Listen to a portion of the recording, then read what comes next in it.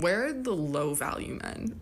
Like, what are all the low value men up to during these trying times? Because the high value men, I know they're around. They won't shut the fuck up. Low value men, I have not heard a word out of. I'm starting to think I'm on their side. I think I want one of those. I want a low value man. They don't make podcasts. I haven't seen one low value man make a podcast. Do they not know how to use microphones? Maybe that's a good thing. That's hot. All right, I've never seen a man use a microphone for good. Until now, everybody buckle up. It's low value mail time with your host, Danny Polishchuk. Whoop-dee-doo, everybody. Look at this. It is episode number 100 of Low Value Mail. Can you believe it? I'm sorry I'm late, everyone. I'm sorry we're late. We were here. We were ready to go, but we just had a little snafu that we were figuring out in relation to today's guest. Well, let me move this out of the way. There you go. But we got a banger for you tonight. Number 100, episode number 100. We have joining us David Warner Mathisen. He is an author. He's been exploring the connections between the myths and the stars for over 10 years, and the evidence that the world's ancient myths, scriptures, and sacred stories share a common foundation of celestial metaphor. And he's going to be joining us very shortly. He's got some, almost a bit of a presentation too. He's got some slides and stuff. It's going to be pretty cool. So I'm very much looking forward to this. Thank you for joining me on our 100th episode, a spectacular. It's just a regular episode. We're not doing anything special for episode 100. But for episode 1000, oh man, that'll be in 20 years, probably. Number 1000 will be, 18 more years. We'll get episode 1000. Shout out Logan. Thanks, dog. Before anything, please do me a favor. Like and subscribe to the show. Tell a friend. Do that. Do you have friends? If you don't, go get one and then tell them about the show. Also, a little change that we have. This is actually very exciting news. Mark from My Family Thinks I'm Crazy podcast, who was a guest on this show not 1 month ago, will now be helping me produce the show. So there's going to be some minor changes, which will actually make the show run a lot better going forward. So now going forward, when you call into the show, it's not a call screener. I assure you it's not a call screener. There's only really one, because the problem is, not that you guys care, but what happens is sometimes people are talking, and the way it's all set up is I have to interrupt people to pick up the call. It's not a great system. I mean, we've been doing it for 100 weeks, although technically only half of that. But anyway, so from now on, when you call in, it will not be I picking up the phone at first. It will be Mark, and then you will be put on hold while you can listen to the show. Hopefully that does work. But you'll basically be listening to the show, and then I will bring you into the show when we have a good moment. I fully believe it's a way better system, and we're gonna try it out today. Hopefully it doesn't do anything fucking wonky, but I think we're good. We tested it out a bunch over the weekend and today, so it should be good. Also, starting April, this show will be moving to Monday nights at 9 p.m. instead of Tuesday nights at 9 p.m. So do not forget that. And the Bathhouse will be moving to Tuesdays at 9 p.m. instead of Wednesdays at 10:30 p.m. That is for a number of reasons, but more specifically so we can just have longer episodes of the Bathhouse. And we don't get our show canceled because of famous people coming through the stand. Speaking of which, no Bathhouse tomorrow. I just found this out because fucking Dave Chappelle is at the stand tomorrow, and I guess he apparently takes priority over me wanting to use the green room at the stand. So blame Dave Chappelle, but unfortunately there's going to be no Bathhouse tomorrow again. We've had a bad run. Maybe David will have some insight into the celestial bodies at play here that are not allowing me to do the Bathhouse because of Shane and Marcelo and goddammit Dave Chappelle. So again, obviously there's nothing I can do about it. It's unfortunate. There's nowhere else we can really do it. It is what it is. It's the nature of the Bathhouse. Hopefully on Tuesdays we will have less of these issues, even though Dave Chappelle is at the stand pretty much every night this week. So if it was on Tuesdays, if it was tonight, he doesn't start till like 10:30, 11. So we could have actually done a bathhouse tonight and maybe had him come on for the last 5 minutes. That would never happen, but you never know actually. But anyways, so I apologize for that. We'll be back next week. I am sorry. Nothing I can do. Comedy shows. I have some comedy joke shows upcoming. Fairfield, Connecticut, April 13th. Hamilton, Ontario, April 19th and 20th. Dallas, April 25th to 28th. Minneapolis, day I don't know. Edmonton, Vancouver. You can get tickets to all of those places at DannyComedy.com. Shout out to all of you that came out to Saratoga Springs this weekend. I actually got a message today from someone who says, hey, I'll be checking you out in Saratoga Springs tonight. And I said, no, you won't. It was the weekend. I don't know why you think I'd be in Saratoga Springs on Tuesday night, but it is what it is. And then finally, not a comedy thing, but I will be moderating. I will be at the Colorado Libertarian State Convention this Saturday night in Colorado Springs, Colorado. I will be moderating the presidential candidate debates. That's not something I've ever done before, but I'm looking forward to it. It should be fun. We're going to get to just ask some questions of people who want to represent the Libertarian Party in the presidential race upcoming in November. So, who knows? Maybe they can beat old cranky Joe Biden. I just made that up. Nobody ever really says he's cranky. That was just me kind of improvising there. Not important. Okay. Without further ado, that has been all my announcements. Thank you, everybody, for waiting so patiently. Let's bring on David Mathisen. One moment, please. While we do this up. Hold on. I do this. You know what? Actually, we might not go with the split screen today because he has his presentations. Oh, here we go. Yeah, see, we're all fucked up already. One moment. Do. Hold on. Sorry, David. There we go. David, can you hear me? I hear you. Can you Excellent. hear me all right? I can hear you very well. Thank you for joining me on Low Value Mail. How are you doing all the way in Australia? Thank you, Danny. I'm glad to be here. Yes. Thanks for having me on. Very exciting. Thanks for taking the time to come on and do this. This is really cool. So before we get started, please, I guess, just tell people a little bit about yourself, what they should know. Yeah, great. Well, you gave a real nice introduction. I've actually now been doing it for 15 years, exploring these connections between the myths and the stars. And, I've said on maybe some other shows, it's not something I was specifically looking for. I actually used to take the Bible literally, and I was just happily going about my life taking the Bible literally.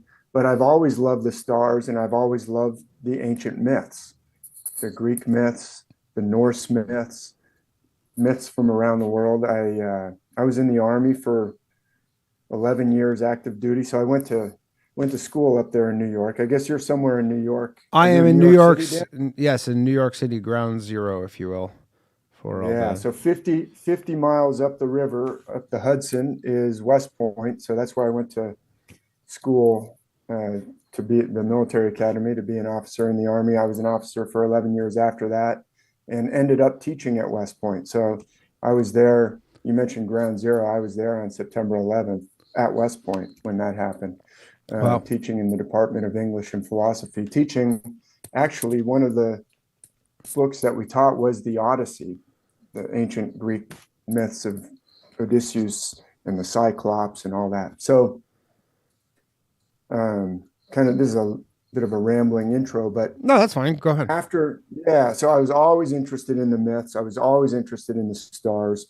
And after getting out of the Army, I started to become interested in some of the work of Graham Hancock and other researchers who are looking into humanity's ancient past. And I read one of the books of Graham Hancock where he mentioned a book called Hamlet's Mill. Hamlet's Mill has been this kind of influential book. It was published in 1969 by two professors who passed away in the 70s. They were already old when they wrote this book, but they're talking about evidence of some kind of an ancient worldwide system operating in the myths all around the world, operating in number systems, like the way we weigh and measure things. They found these connections. There's connections around the world, which argues for the existence of a culture that's been forgotten, even more ancient than Egypt, more ancient than ancient Mesopotamia. That's what researchers like Graham Hancock, who did Ancient Apocalypse on Netflix, going around looking at all these different sites around the world, archaeological sites, and seeing connections and saying, this points to the existence of an ancient civilization.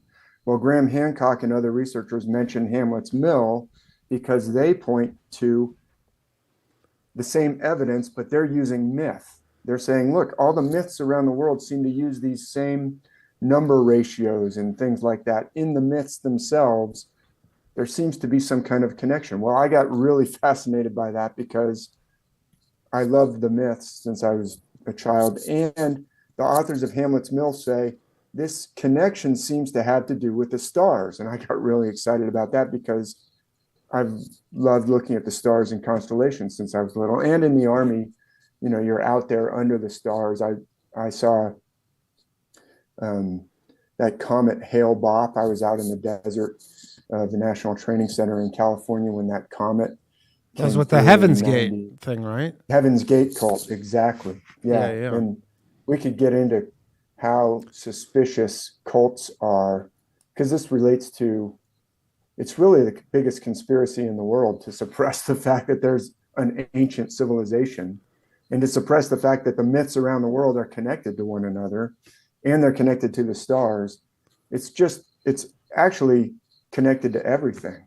And now I'm interested to when you say conspiracy, is that more just due to certain religions who would like to essentially kind of put themselves above these myths by essentially saying, like, we're like, is that what it is? Where they're trying to somewhat distance themselves from, I guess, are you insinuating that they are lifting parts from these ancient myths?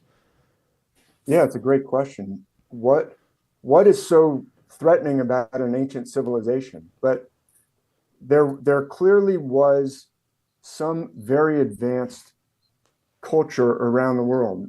Like Ben from Uncharted X, I don't know if you're familiar with Ben, but he and I will both be at this Eclipse event in Texas in less than a month.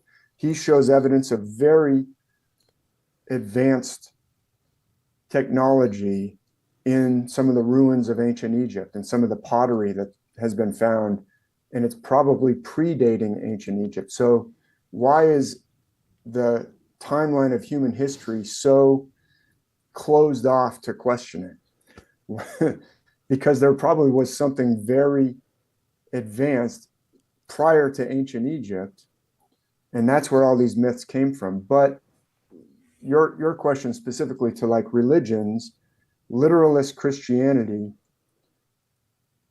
takes all these ancient myths and says, no, they're not celestial, they're literal, they're about flesh and blood people, a flesh and blood Moses or a flesh and blood Jesus. They're really celestial stories. Why is it so important to suppress that? I've got some thoughts about that, but it has been suppressed for centuries. And the world that we have today is a product of things that happened in ancient Rome and the rise of literalist Christianity that then swept across Europe and created basically, quote, the West, which is coming apart today. It's actually falling apart now. All these events in the Ukraine and Russia and Palestine is kind of the crumbling of something that happened over the past 17, 18, 19 centuries. And now, is that, when you say like these ancient civilizations, is that essentially like the Great Flood? Is that kind of the point where we essentially lost everything, in your opinion? Is that what it has to do with? Yeah. I think there was a catastrophe. And I actually agree that there's evidence of a flood on this planet. When that happened, I'm not sure. But if you look at some of the research of people like Graham Hancock, Randall Carlson, Robert Schoch, George Howard, they talk about a cataclysm that may have involved a comet hitting the Earth. You know, the Comet Research Group. I don't know if you've heard about some of the stuff that caused, flooding, end of the Ice Age. There's something called a black mat, which is like a layer of, looks like all the vegetation burned. So it might have been a catastrophe that involved fire and getting hit by either a solar flare, a comet, or even both at the same time. The comet might have caused a solar flare, but there appears to be some kind of catastrophe that separates the civilizations we know of from something that came before. So I would say yes to your question. What exactly that catastrophe was, I'm not an expert on that, so I remain a little bit open to what the catastrophe was. But these myths show evidence of coming from before ancient Egypt, because the earliest texts we have from ancient Egypt and the earliest artwork are based on this system that I'm going to talk about a little bit. The myths from ancient Mesopotamia and the ancient artwork from Mesopotamia, like Gilgamesh and Marduk, that is also based on this system. And those are very ancient civilizations. Ancient India has texts called the Vedas and a lot of other Sanskrit texts, Upanishads and the Mahabharata. Those are very ancient Sanskrit texts. They're using this system. So the most ancient civilizations, ancient China, ancient Japan, all around the world, Australia, Africa, all around the world, those civilizations are using this system already, which shows that it probably came from someone before them, more ancient. And so back to your cataclysm or catastrophe question, I think the most likely explanation is this system was created before a catastrophe, then some catastrophe hit the Earth. It may have involved the flood as well, or the flood may be a different catastrophe. I'm not positive on that, but there was some catastrophe that separated even the most ancient civilizations we know of from something even deeper in the past. So sometimes I call that the deep ancient, and the ancient times that we know of, like Egypt, Greece, ancient India, I call that the near ancient because it's after the catastrophe. Is that sure? And there's essentially sense? For the deep catastrophe, there's, in terms of evidence that is available for that, I imagine would be limited, other than maybe the things that you've kind of inferred through your work. Well, yeah. So the evidence of that catastrophe is actually pretty extensive, but that's not my particular area of expertise. But there's a bunch of researchers like the Comet Research Group and Randall Carlson and George Howard and Robert Schoch and Graham Hancock, who have looked at evidence for the catastrophe and said there's tons of evidence for a catastrophe. There's the die-off of all they call them megafauna, like woolly mammoths and giant saber-toothed tigers. Mm-hmm. There was something that killed off a huge amount of species on our planet.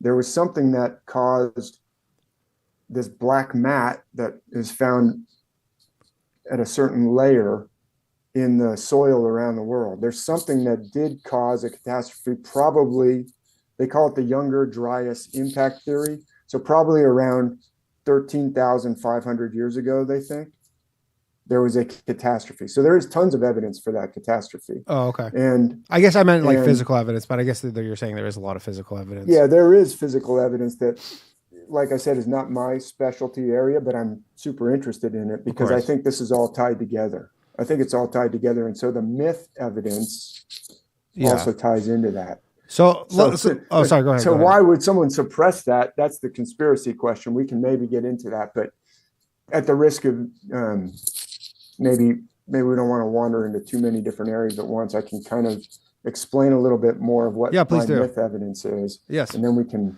go from there. But anyway, I was just going to say I'm super interested in kind of how you like got into comedy, and because what you're doing is like commenting on the world that you find around you. Like comedians are seeing connections that other people don't see as well. So like the world that we're in, I think it's related to this whole story, gives us all the messed up aspects of the world that we have today. I guess it's just looking at things. It's all connected. Yeah, looking at things through, I guess, different lens, I guess you could say it. So in terms of your research and whatnot, let's hear it, because I'm very interested in this kind of how you like. What was the first thing where you kind of like? Was there a singular moment where you go, "I think I'm onto something here"? Yeah.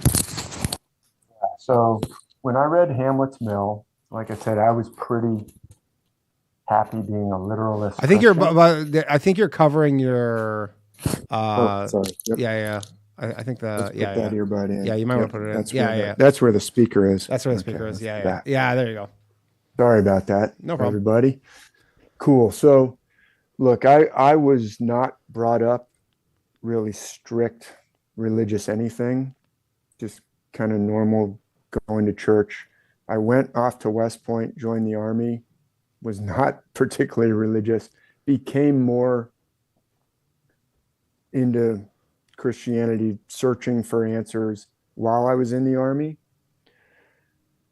was not looking for evidence that the Bible is based on the stars, but became very interested in these arguments that were in this book, Hamlet's Mill, that I mentioned, where they point out that certain myths, such as the Norse myths about Ragnarok and Valhalla, use these numbers that relate to heavenly cycles.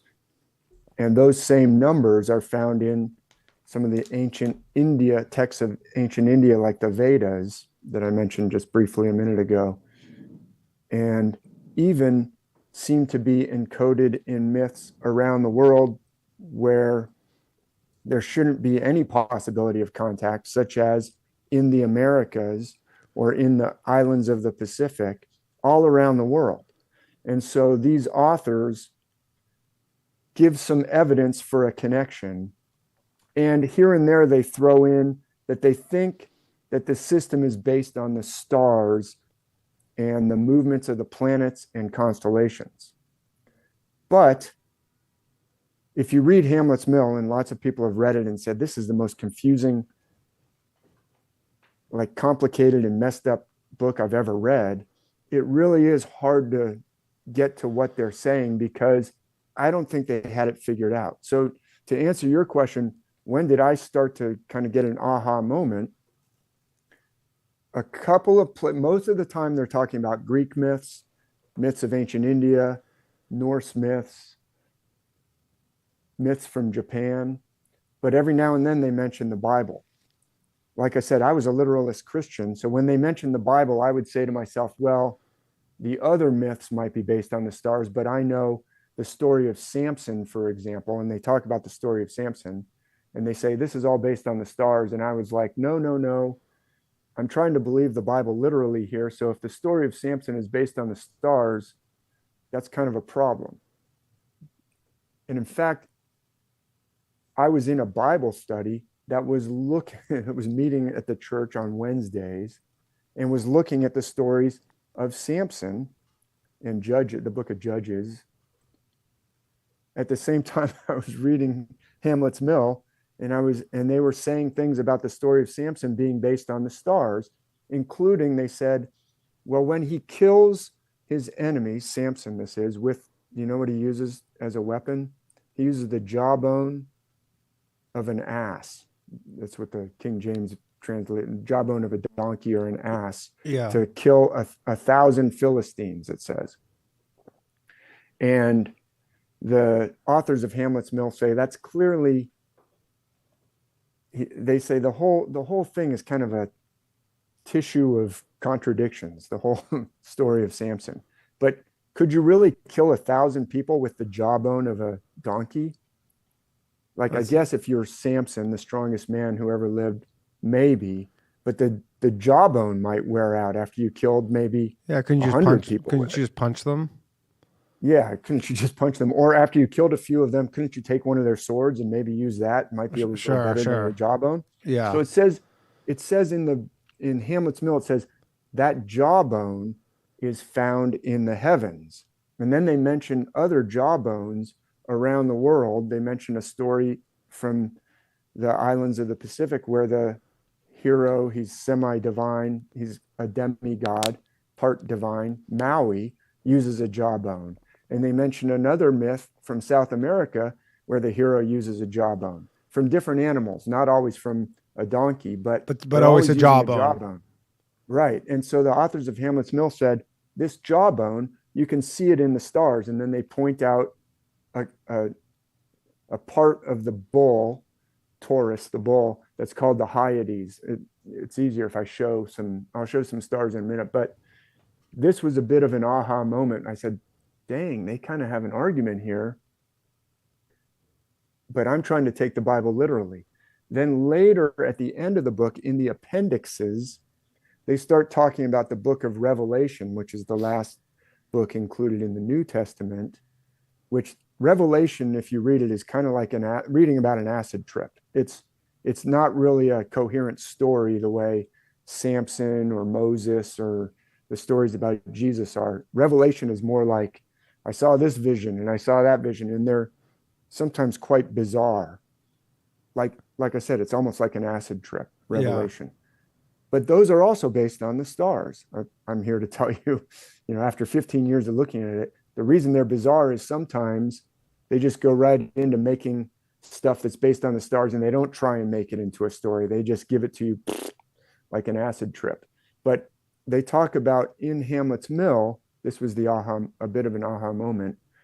In Revelation chapter 9, the author of Revelation says, and then the angel had a key. He opened the bottomless pit, and smoke came up from the bottomless pit. And then there were these scorpion men with stings like scorpion tails to sting men for 5 months, but they also had bodies like horses and all this kind of bizarre stuff and crowns on their head. And the authors of Hamlet's Mill say, well, we're not the first people to suggest that this smoke from the bottomless pit must be the Milky Way, and those scorpion centaur type creatures that are being described in Revelation 9 must have something to do with the constellation Sagittarius and Scorpio. Actually, they don't say it as clearly as I just said it.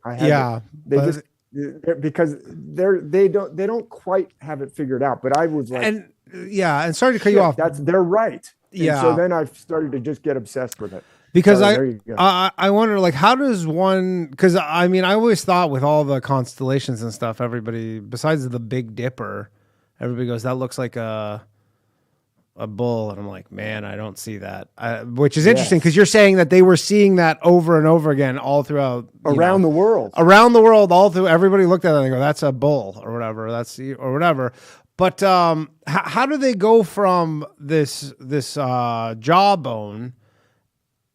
We're seeing a jawbone in the sky, and then we're getting these myths. Or was it that someone started that myth and then everybody was essentially just copying it? Or were they arriving at it independently somehow? Right. This is a great question. And whenever I say that's a good question or that's a great question, your audience should know, subtitle is Dave doesn't know. If I say that's a great question, that means I don't know. But actually, I would argue nobody knows. Nobody knows where these myths came from, because I think they came from before this catastrophe. They're even more ancient than ancient Egypt. So anyone who tells you they know, they're wrong. And do you think they were passed along like through oral tradition of just people kind of just telling one? Because I imagine there's no documents. I would guess that they were passed down through oral tradition, and I think it's possible that there was kind of like the priests if you were part of the priestly family or something, you might get taught how it worked, but you might not reveal the constellation part to everybody. Sure. I'm not sure. I'm not positive. I would say nobody knows, but I do think it's part of a worldwide system because, as you said, very insightful point. I look up there and I go, a bull? Virgo is a virgin? I can't even see, like how is that a beautiful woman? I don't see that at all. And yet around the world, the specific kind of characteristics of each constellation are found across the oceans. And now is probably when I should start bringing up some slides because let's see some slides. Saying, what is he talking about? Yeah, so absolutely. Please do. And we'll open the phone lines up in maybe like 10, 15 minutes. Yeah, cool. And people can ask you some questions. Yeah. So what I'm saying is all the characters in the Bible or in the myths are based on the stars, meaning including Jesus, including Moses, including Abraham. Now, does that imply that Jesus was not a real person? I argue that it does imply that exactly what you just said, that he's not a flesh and blood literal person. He is a constellation. In fact, today's the 100th episode. Yep. Good job. Are you a gematria guy? Because someone Dave in the chat just asked if you've looked into Bible gematria. I'm familiar with gematria. I've actually been on Marty Leeds' podcast a couple of times, who's a huge gematria guy, and he says some mind-blowing stuff. I'm not a gematria expert, but the layers of meaning in these ancient texts are amazing. The stuff that they put in there. Gematria, for everybody listening, means the number, each letter in the Hebrew alphabet, in the Greek alphabet, in the English alphabet can be lined up with a number, and then you get number significance, and that's in there. It's in there, no doubt. It's no doubt in there. So these things are operating on multiple levels. It's profound ancient wisdom. And so when you say, does that mean Jesus isn't real? I came back and said, I mean, he's not flesh and blood. I think he's actually representing something very real. I think all these stories are actually about stuff that's going on inside of you. So you've got the 12 disciples going on in your head, or the 12 different tribes of Israel. They all have different characteristics. You've got them on your inner landscape, and you've also got Moses or Joseph or Jesus or the Buddha. In different myth systems, the different figures have different names, but they all have pretty similar characteristics around the world. So I argue that those characters are based on the stars. That doesn't mean they're not real, like they're pointing us to real truths, but I argue they are almost certainly not literal, historical, flesh and blood people.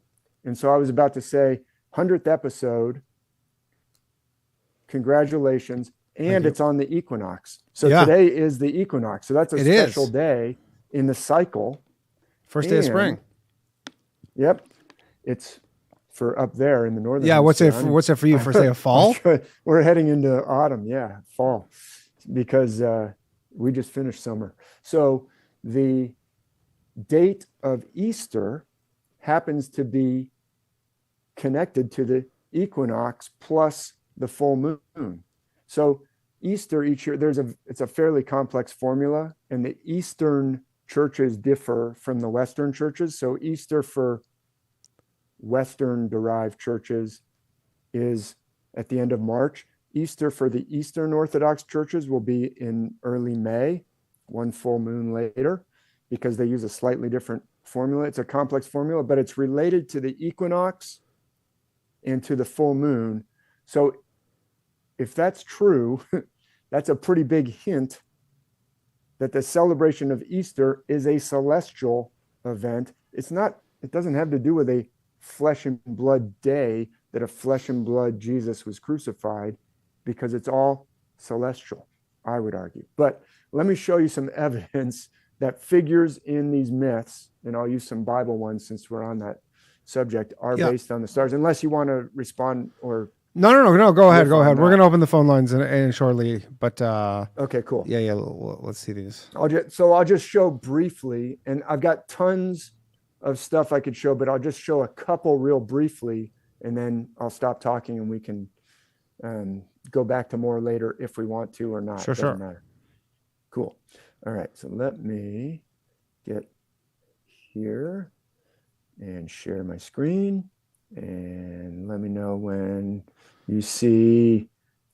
Oh, hold on. 20th of March. Can you see? Hold on 1 second. I got to resize this. For whatever reason, it sizes it up differently. Yep. I can see it. Cool. All right. So I'm just going to look at quickly Moses.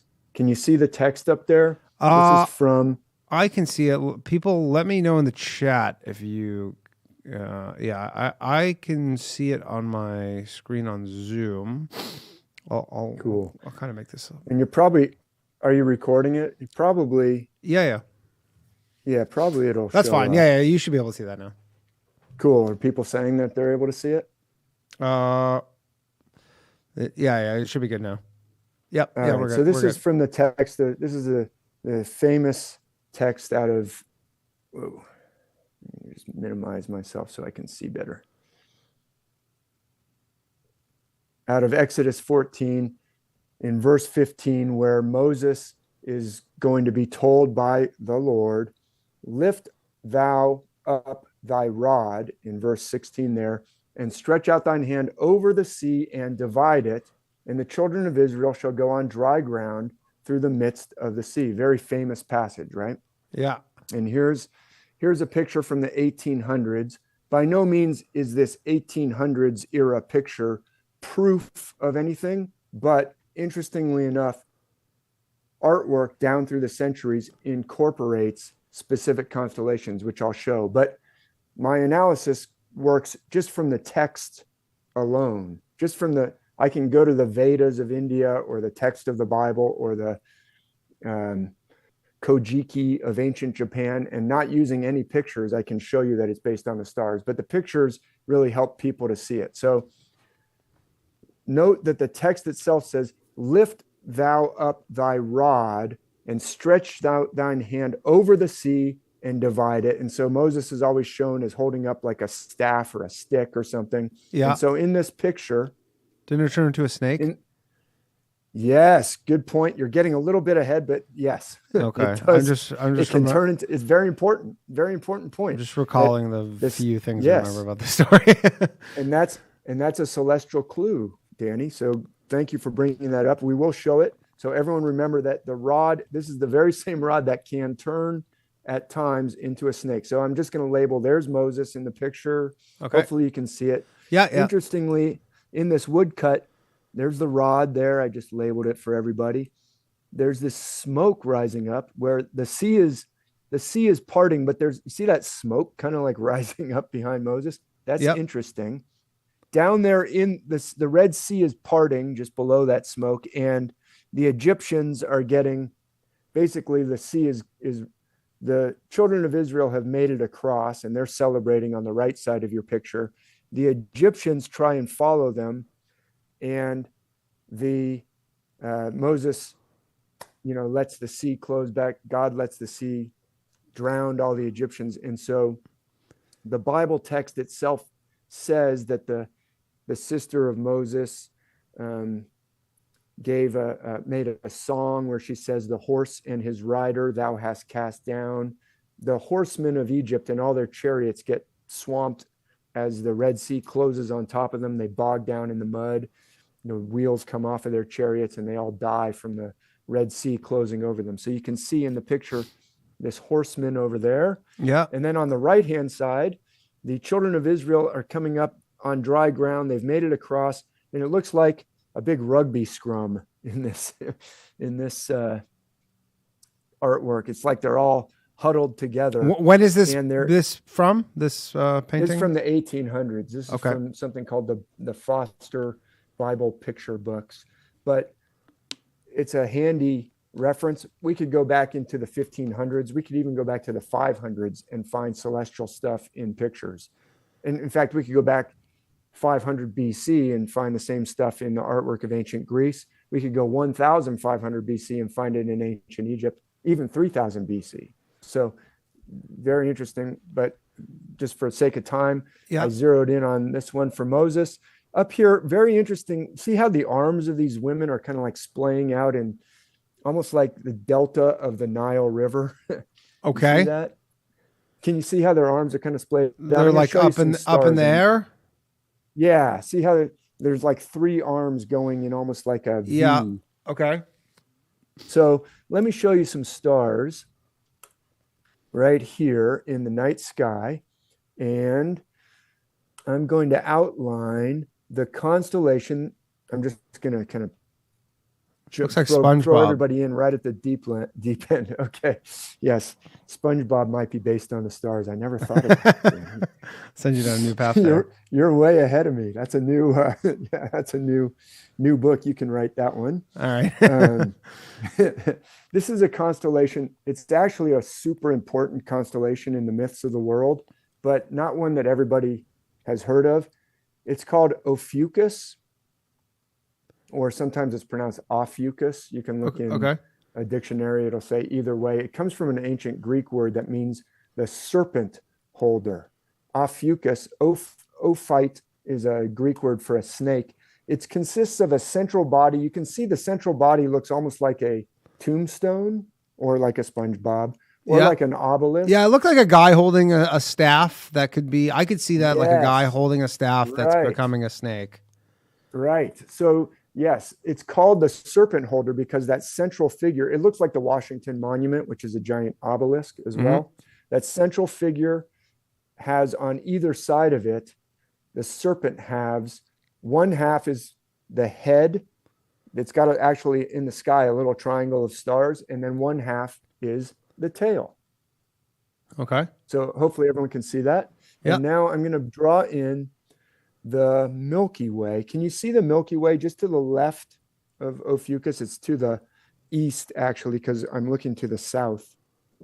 Excuse me, in the planetarium. But this is from the northern hemisphere. You have to look to the south to see this.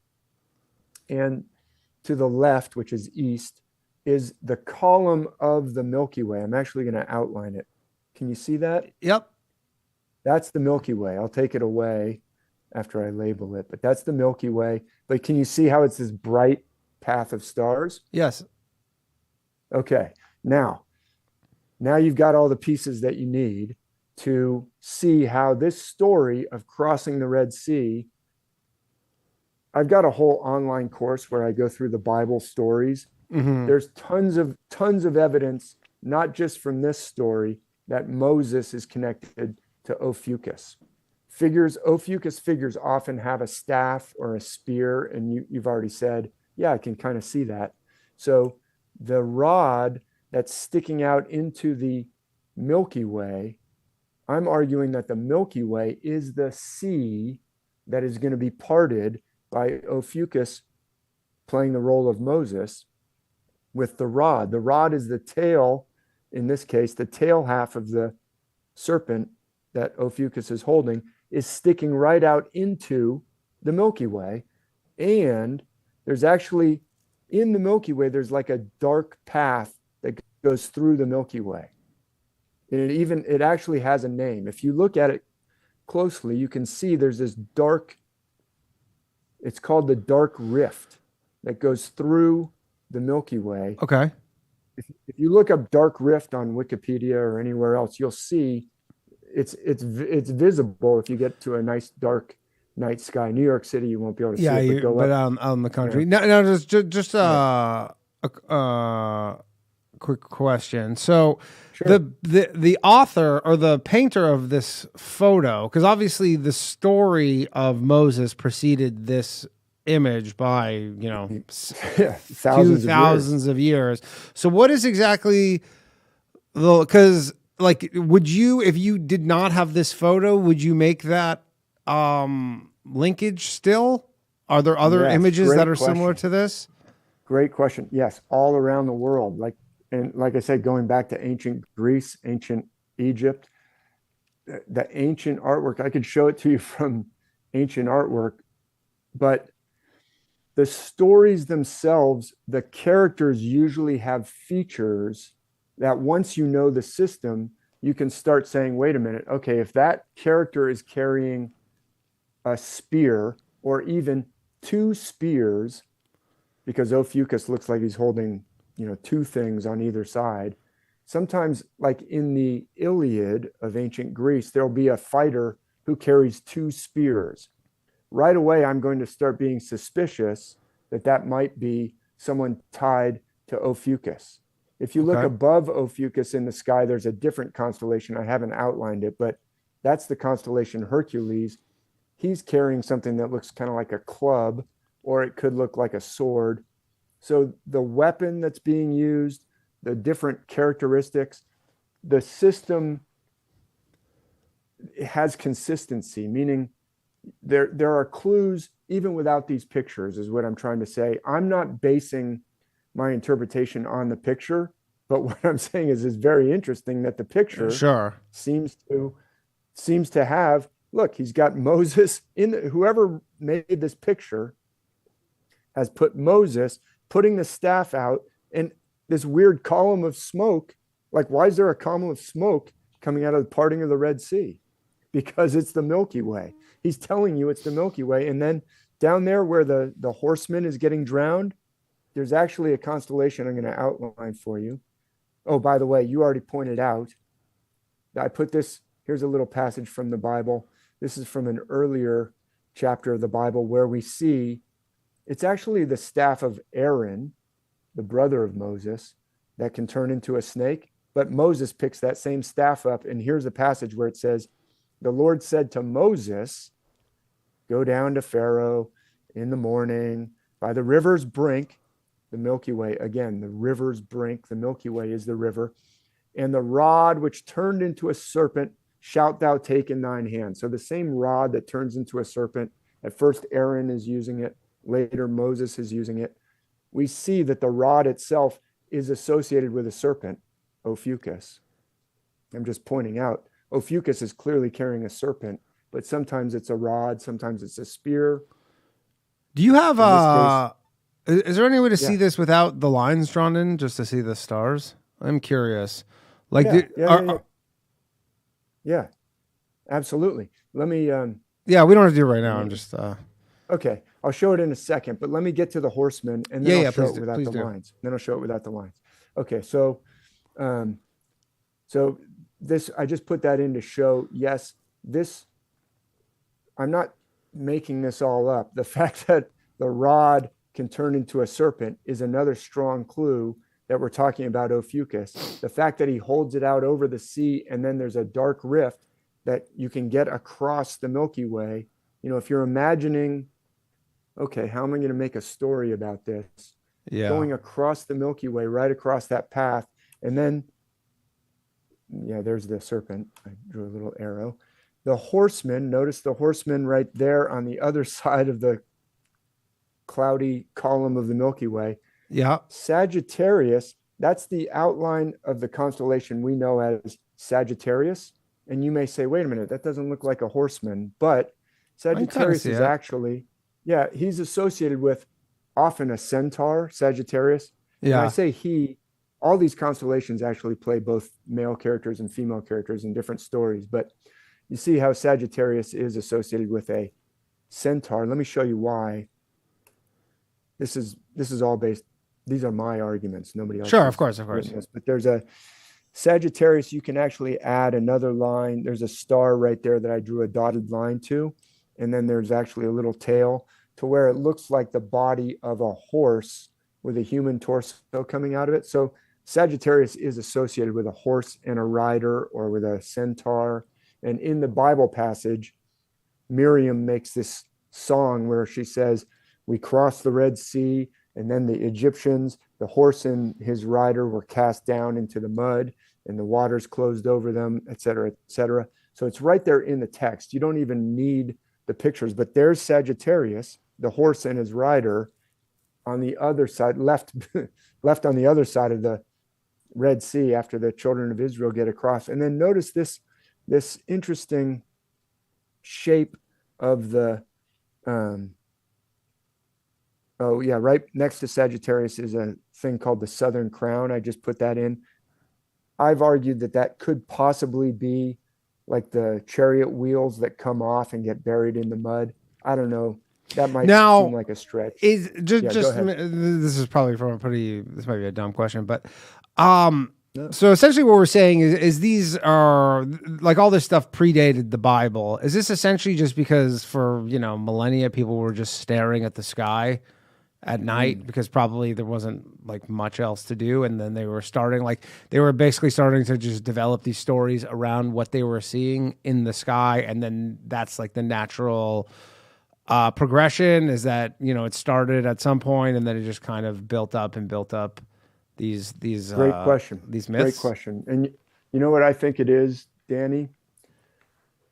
I think it's like Mr. Miyagi in Karate Kid had this very deep, profound thing that he needed to teach to Daniel-san. Mm-hmm. And he's like, how do I get through to this kid?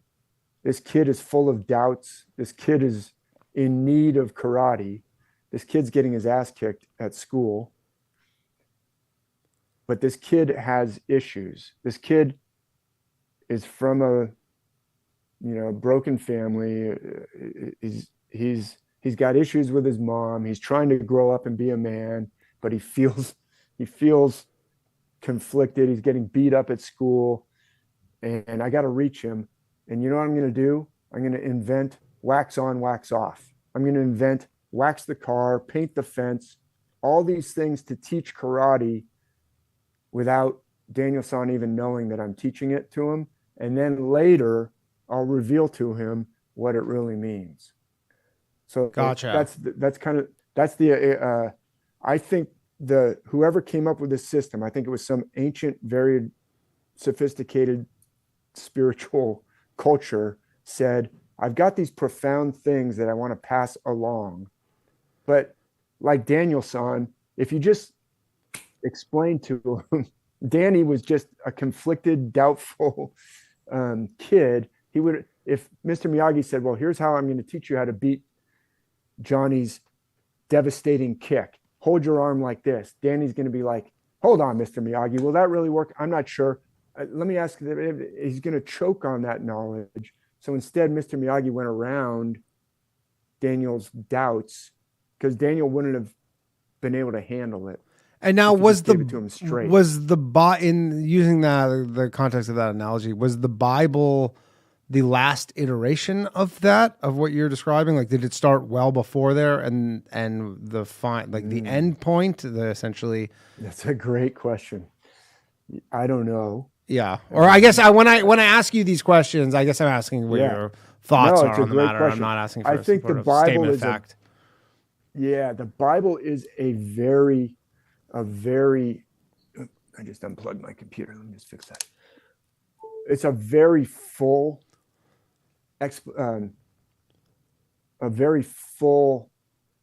rich source to go to. So it's a really excellent one to look at because it's been preserved very well. Same with the Vedic ones. Who came first? I think it's pretty clear that ancient Egypt came before the New Testament, which has, Roman soldiers in it. So the stories, the New Testament stories obviously came way after the Vedas. Now, what about the stories of Moses?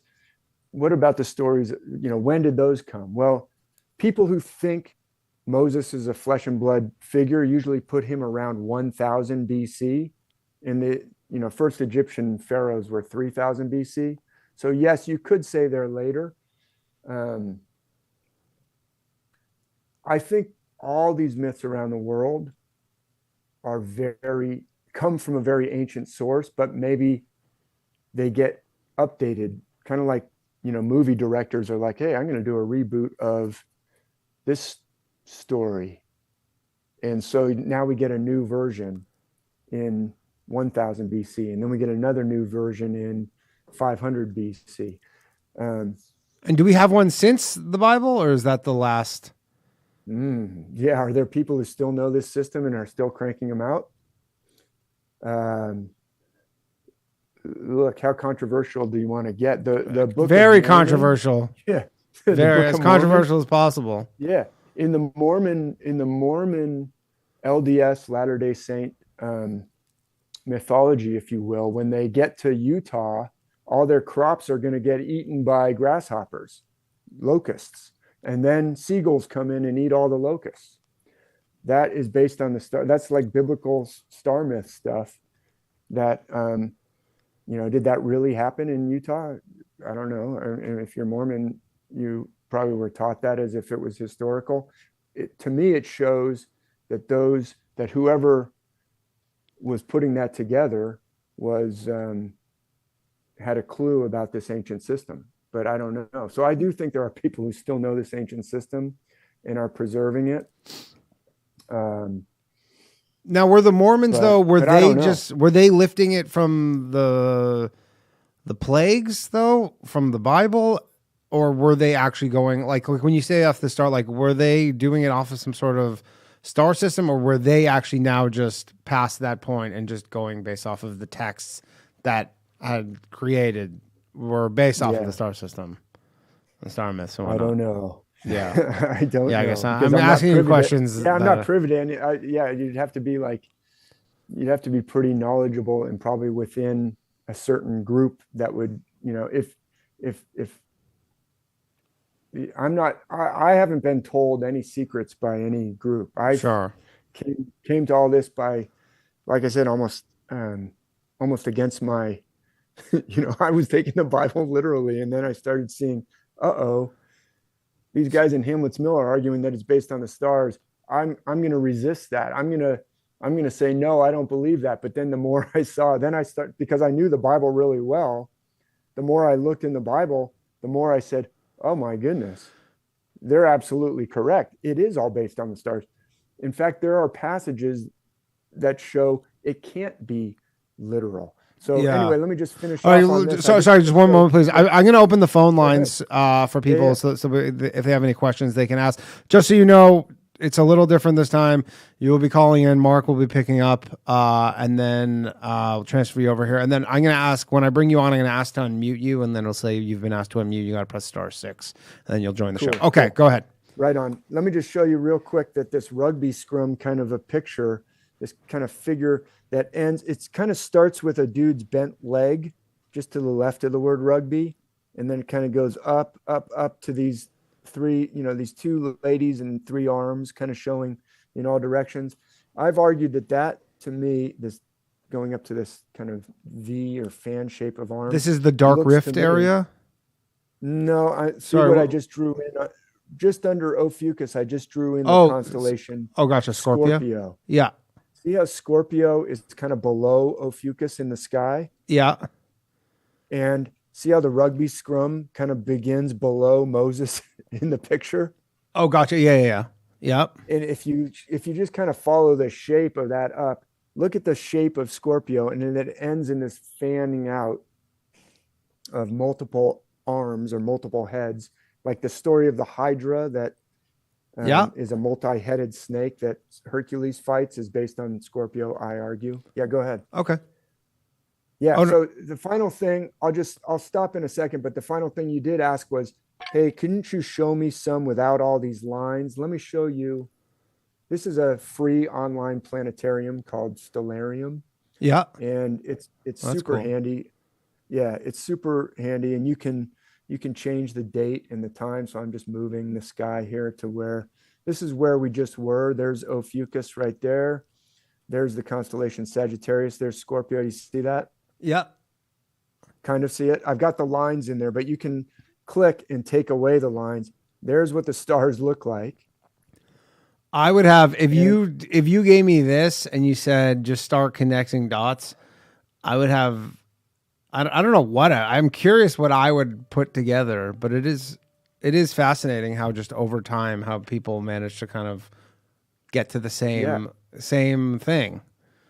and I'd say that's an argument for these all being connected. Yeah, I agree. I agree. Actually, that does make a pretty valid point. That at some point this must have been adjudicated, where everybody kind of agreed on what these all were, and then it's just kind of gone, on and on throughout history. Yeah. You want to take a call quickly here? I'm going to stop the share so that we. Yeah. Unless you want. No, me to you leave can it stop up it. there, We can go back to it as well. Yeah. So not a problem. Hold on. Let me just. Oops. One moment, please. While I do this. Hold on. Okay, and we'll bring. All right, well, with the new system, let's see if this works. And we will bring on a caller. I don't know how to know if he's on the line. Slav, you there? Oh my god, I fucking delete this. Hold on. Sorry, Slav, you there? I don't. It was working before, but sorry, I got this stupid thing ringing. No, I don't. Let me see. I don't know if he's able to unmute this. All right, well, we can just continue on while we figure this out here. Oh man, sorry. I have my Zoom. Let me just turn off my phone because the whole thing's connected to the phone, so that's right. All right. Apologies for that. So, what other kind of evidence have you come across, I guess, that's along these lines here of this stuff? Yeah.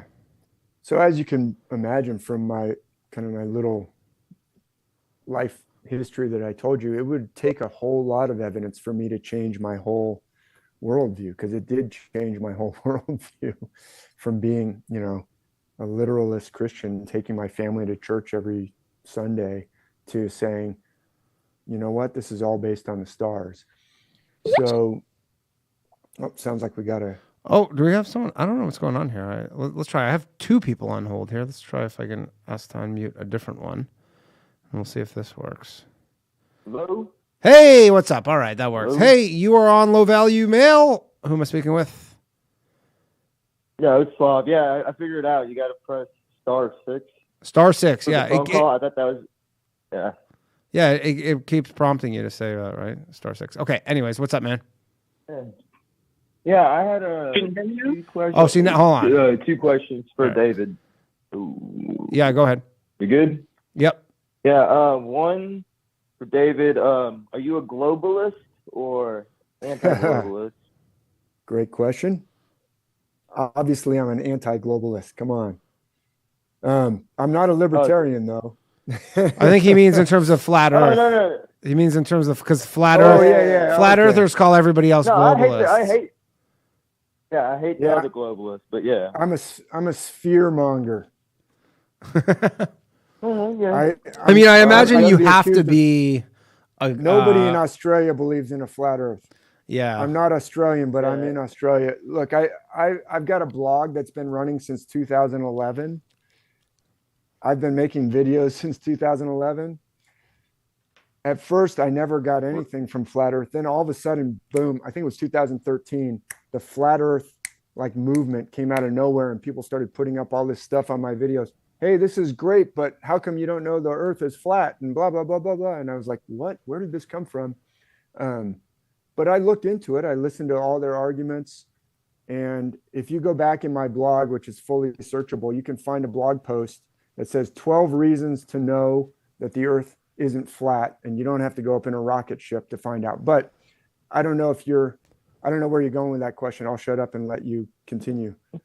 No, I don't think they're dangerous people. They're kind of goofy, but whatever. The other question was, what's your astrological sign? And do you believe, and does it carry water? Yeah, man. Good question, Slav.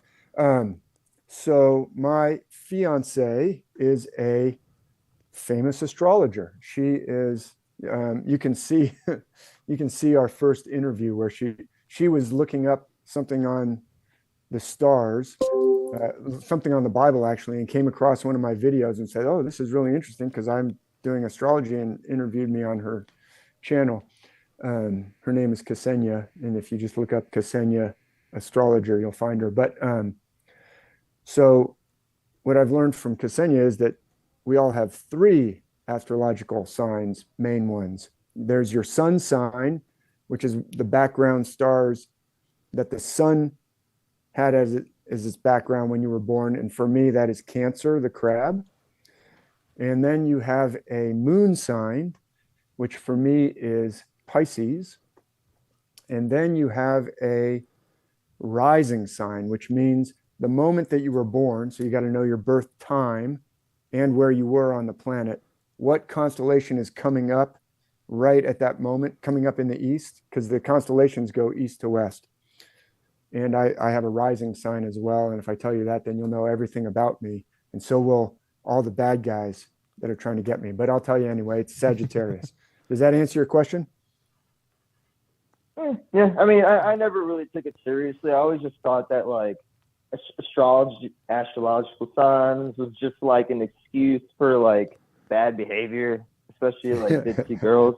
But my actual serious question was, so do you believe, like, what is your personal belief in like the origin of man on Earth? Because you talk about the stars, and then you also bring up the Bible a lot. Because my whole thing is, if we come from the stars or above, like what do we come from different planets, like Asians and blacks and whites? Like, do we like what planets do they all come from? Because my whole thing is, I think Asians are just proof that aliens landed on Earth and crossbred with humans. And might be a little bit of a stretch, but all right, Slav. The the first thing before I leave astrology is I do believe it holds water.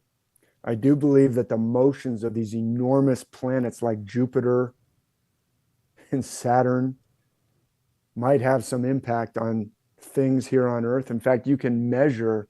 I did a blog post a long time ago how the RCA company measured in the 1930s shortwave radio differences in they were doing shortwave radio communication across the Atlantic, and they were having trouble in certain alignments of the planets. They said, oh, wow, it looks like the shortwave radio has trouble when Jupiter is like this to the Earth. So I think it's, I'm quite open to, I don't know if you've ever heard of feng shui, which is it's like the arranging all the stuff. Yeah. Yep. It means like the room that you're in can have an impact on the way you feel. Like go into a middle school in California and you'll see like the ceilings are low and it sucks and it just makes you feel awful. Go into a soaring university where there's beautiful pillars and high ceilings and you'll feel differently. So if you think that the arrangement of a room can change the way you feel, which I do, then you should also probably be open to the possibility that the position of the moon and the position of Jupiter and Mars might also influence some things on Earth. So anyway, interesting. That's maybe the best. That's maybe the best pro astrology argument I've probably heard. All right, I'm gonna let you go, Slav. Thanks, man. All right. Yeah. So the origins of of humanity. Look, I think that it is pretty hard to argue for evolution. I do believe there's a divine creation somewhere in there. Aliens are not necessary, but I don't say that I know for a fact that there's not aliens. Yeah. All right. And look, a lot of alien stuff in the early 20th century got very racist. I don't know what Slav was talking about there. I believe we're all a big human family and that the myths connect us all. So that's all I said. I think it was just having a goof. Yep. All right, let's take another call here. Let's one moment, please. Shout out to Mark, our lovely producer. Finally got one on episode 100. What are the odds, huh, that we finally got a producer on episode 100? Yeah. All right. Mark, you're awesome. Brett, you are on Low Value Mail. Can you hear us? Yep, it's your favorite scrote back for episode 100. I won't bother you for a few more weeks. Is that okay? You can call in whenever you like, Brett. Go ahead. All right. Well, I got a few questions for David. This has been a fun conversation. And then, Danny, I got one question for you at the end. Go ahead. Okay, David, this is kind of perfect. You're talking about, I wanted to ask about the flood earlier, but Danny kind of mentioned that. So I'm going to go into the Moses, what you're talking about, and kind of get your opinion of like these constellations and what you think they actually are. So I'm a religious guy. I believe in, I grew up Catholic or whatever. There is some scientific evidence that the 7 plagues could have definitely happened. From the water turning red with blood, which killed the fish, which made the frogs leave. The dead fish brought in the flies that made the frogs eat the flies, right? And then you got flies and mosquitoes that infected the livestock, which infected the livestock with mosquitoes causing boils. Does that make sense? Like there's kind of like a scientific explanation to the 7 plagues. You know, the darkness that could obviously have been a lunar eclipse or solar eclipse, pardon me, which affects the tide, which lets Moses and his people cross the Red Sea just in time, right? We obviously, the Bible, you don't have a really good timeline. But my question is, this first question is this a center power? Do these constellations work independently, or is it like a Nikola Tesla religious science bending? There's a center of the universe and we're all connected to it. Yeah. All right. Lots in that. Good question, Brett. The people who want to take the Bible literally, if you want to do that, I'm not here to, rain on your parade, so to speak. Like if you want to believe that and interpret the evidence that you've found in that way, if it works for you. But I would say that I do believe that taking it literally turns the message on its head. And here's what I mean by that.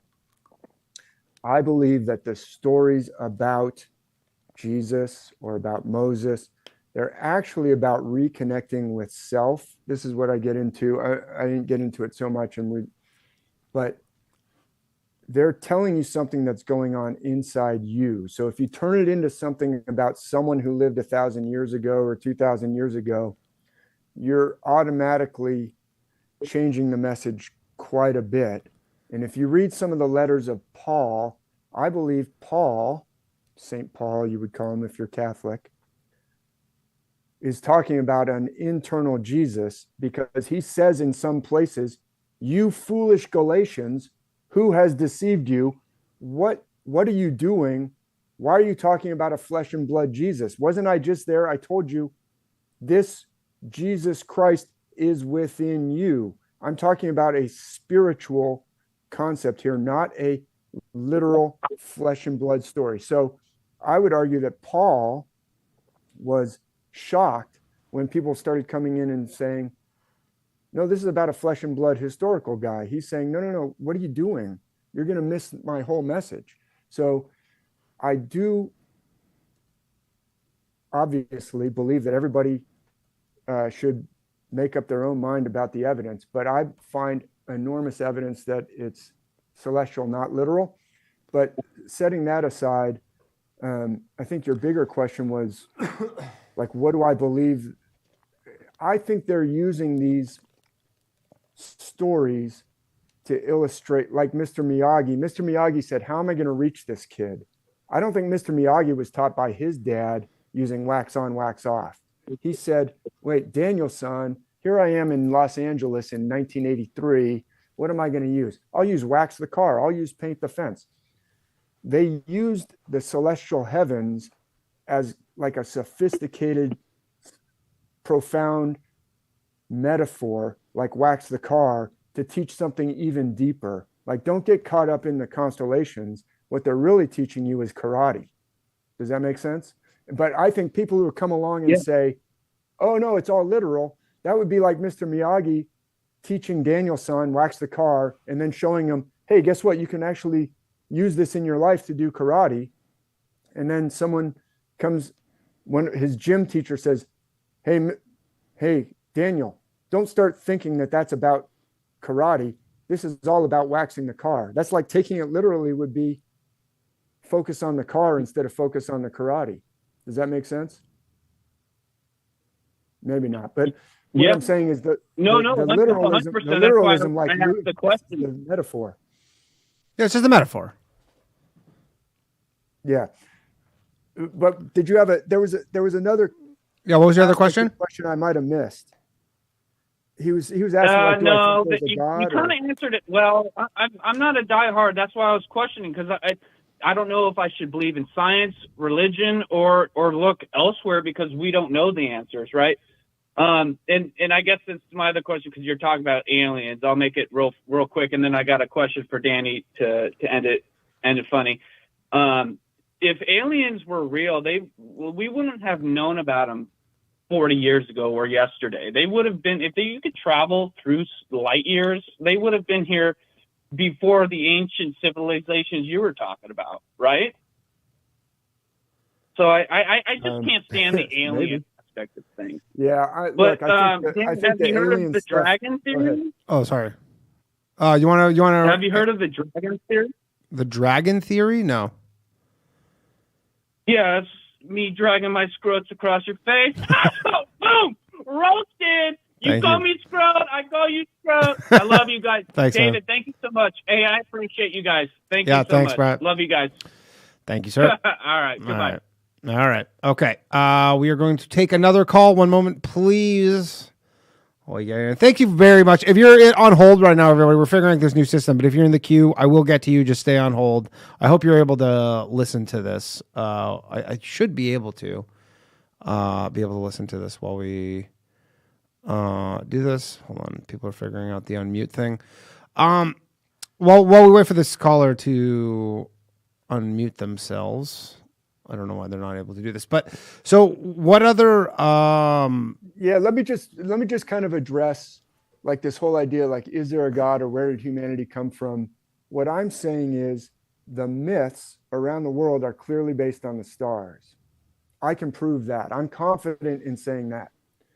If you want to find out where humanity came from, I'm not sure the myths are where you go to find that out.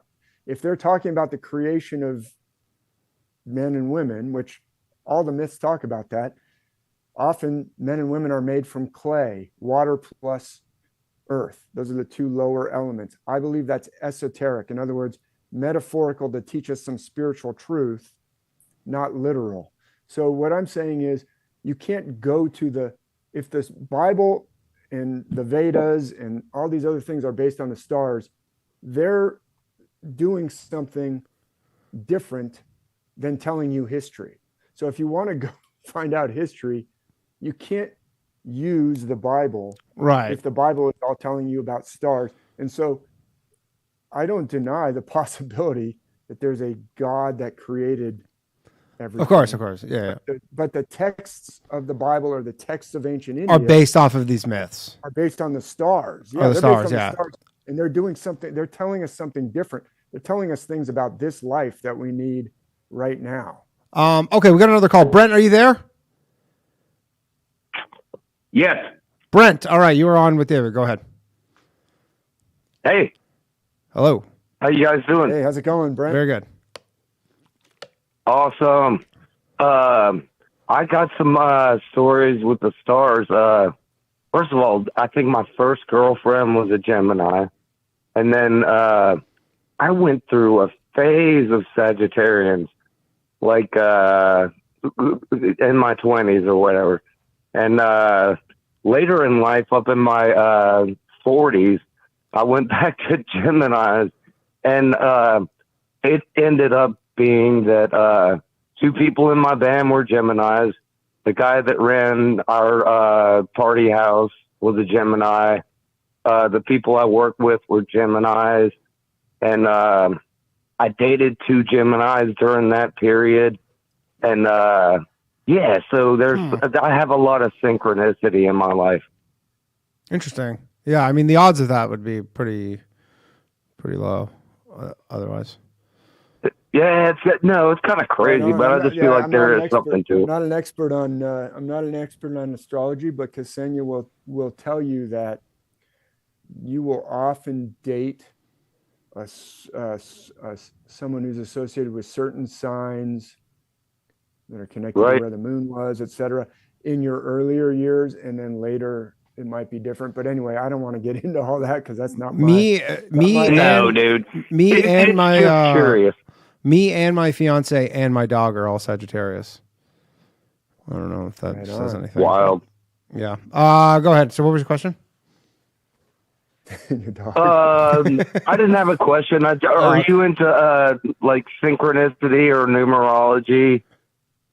I do think synchronicity. Look, I believe that actually these figures, certain figures in the myths, are pointing us to the existence of something that you could call higher self. I know that term, like New Age. Yes. New Age, which I think could be a psyop that was rolled out to for certain reasons. Yes. Overuses that term, and so sometimes people just tune out. But there are credible, serious psychologists who have dealt with thousands of patients who find evidence that we have an indestructible, amazing self. And in the myths, you find these indestructible, amazing figures. Like Jesus gets crucified, stabbed with a spear, crown of thorns, goes down into a tomb, comes back. Osiris of ancient Egypt gets cut up into pieces, comes back. Those are higher self figures. I'm getting to your synchronicity question. I believe that the myths, it's like Daniel-san. Daniel-san probably wouldn't have believed it if Mr. Miyagi said, you can actually stop Johnny's kick. Daniel-san would have said, that's bullshit. I can't. No, have you seen Johnny? Johnny's like a football player. I'm just because all those doubts. But actually, the myths show you have access to self, and self actually connects you to things that are. Somebody said, hey, do you believe, I don't know if I should believe in science or I should believe in religion. Well, science, when you use it that way, there's a modern religion of science which says, oh, there's no such thing as synchronicity, or synchronicity is just coincidence. Or if you're thinking of your buddy in Texas that you haven't seen for 10 years, and then he calls you up, well, that's just coincidence. And you go, exactly. I was just thinking of you 5 minutes ago. I think that's actually higher self, or whatever we want to call it. Deeper self. That's exactly what I think. And it's connected to And so there is something, and it's real, and quote unquote science wants to tell you that's all bullshit. But actually, there's tons of evidence for people being able to know things that they shouldn't know, or get inspiration. Where does it come from? That's coming through self. I do it every day. I do it every day, bro. Right on. Yeah. Right on. Yeah. So that's a great. I think I read the Bible kind of like you do. I read it straight through as an adult, and it was a different book than what I learned as a child, And but yeah, I read the same way. Like, some of it's a metaphor, and some of it is history. And some of it has been repeated way back before the Bible. So I love thinking about that stuff. Yeah, man. Thanks yeah, for calling I mean, up. you're older, so you definitely would view it differently. All right, Brent. Thanks, man. Appreciate you. Take care. All right, let's take another call. This guy's been waiting for 20 minutes. I appreciate everybody's patience who's been holding on the line. Let's see how this works. Yeah. Oh, here we go. All right. You are on. Hey, what's up? Danny. Thanks. Mr. Thanks Danny, can I speak freely, or am I not allowed to say certain words? I mean, you're on, as long as you don't get my YouTube channel specifically nuked. No. Okay. All right. Well, I'm a Lachi Crunch. Let's say, praise the Lord to ROTC, Revenge of the Sith. Yeah. We're the Army. And this gentleman here, who I've never met before in my life, wants to come with astrology. I live in Buffalo, and April 8th, I have people saying that they are going to have National Guards coming out gotta stockpile food. This is for the eclipse, right? Because Buffalo. We're about to have an eclipse. Yeah, because Buffalo is along the. I was just actually talking about it today because I'm also going to Texas, but it goes right over Buffalo. It goes right over my parents' house, actually, in Canada too. Not far from there. Yeah, well, yeah, not very far, sir. So this gentleman, I want to know: do I have to buy 10 cases of tuna and 20 cases of 40 packs of water in order to fucking keep? No, man. Safe, you're in Buffalo. You got to buy Beef on Weck and Labatt's Blue. Labatt Blue, super underrated beer. Although, very underrated beer. Oh man! So I'm going to be speaking in a Eclipse event in Texas. I totally recommend everybody who has any way, if you can possibly get under the direct line of the eclipse. A total solar eclipse is a magnificent event. Now, as to whether in the Army, we have the Department of like they are always doing shit. I mean, this whole podcast show is just finding out who they is. Look, I do believe that there are, manipulating bad people. When I say bad, people who are manipulating things, elitists or so-called, globalists who are manipulating the news. I've made a video about the moon landing. I've made a video about Tarantino's it never went to the moon, but Hollywood and Inglourious Bastards, that he's telling you something in those movies. Sure. So do I know? I don't know of anything that's going to happen on this eclipse. I'm traveling. I live in Australia. I'm traveling to Texas. I hope that I don't need to stockpile beef on Weck, because you can only find it. But in have Buffalo. you not heard? But have you not heard? I haven't heard anything about this National Guard stuff. Can you tell us where you heard this? Oh, well, on the internet, of course, and YouTube and everything else, that they're the crossroads of the last eclipse in 2017, and this next one, they're telling people to stockpile food for 3 weeks and to be fast and ready. I guess I don't know. That's why I was. What can come of and now maybe David has a better answer. Like, what can come of? Because obviously these eclipses happen. I guess the solar eclipses are going to knock out cellular devices. Earth, because the last time something like this happened in the 1800s was some kind of like catastrophic earthquakes and like downed like stuff that happened back in the 1800s. Last time something like this crossed paths within North America. I don't know. I thought I would ask your any comment on that, David? Yeah. So look, an eclipse, it does have astrological significance, and I do think they do have impacts, but nothing that dramatic. The event that you're talking about is called in the 1800s, is called the Carrington event. It knocked out all the telegraph wires and whatnot. It was a solar flare. So look, the we got a little bit more than a solar flare going on now. We got social media. We got mad fucking towers in fucking fake trees. So I mean, we got a lot of electronic devices going on right now. Yeah, we got a lot more electron. We're a lot more dependent on electricity. So the Carrington event, people can look that up. Yeah, it's copy that. It actually did wipe out the electricity. Things, there wasn't as much dependent on it back then. But if we had a similar solar flares are happening pretty regularly, but they often go off in all different directions and don't hit the Earth.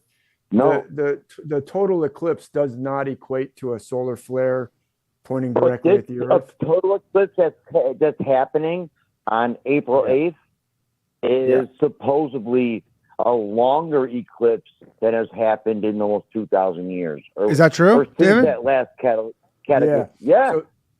So it can last up to 7.5 minutes of totality, and we're going to have about 4.5 minutes. So that's a pretty long one. Yeah. So it's going to be spectacular. It's a pretty long one. Yeah. And So, I don't know. do people who are like elitists coordinate with astrology and with eclipses? Yes, they absolutely do. Yeah. They absolutely do. But I don't believe that this eclipse has any specific danger in and of itself.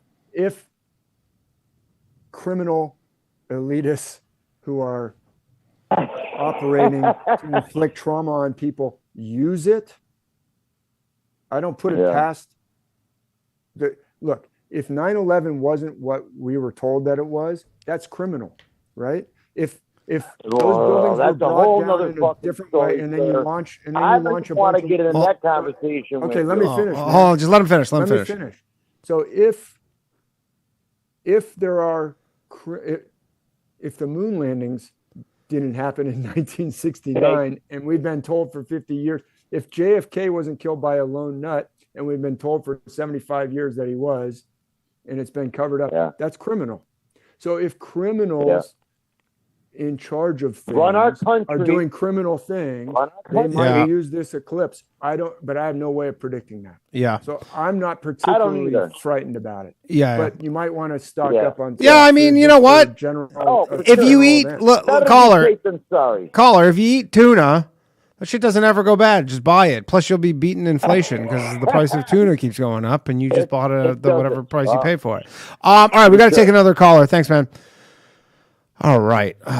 Thank you for your patience, David. 1 second, please. We have. Look, I'll just say this. Yeah. I'll say this real quick. Please do. The part I was saying about higher self, that I think the myths are all about showing you that you've got one, and that often we are separated from self. Yeah. And cutting edge psychologists talk about, like Gabor Mate, Richard Schwartz, separation from self. They also call, or Gabor Mate has argued, separation from self is a result of psychological trauma. In fact, that's the definition of trauma, is separation from self.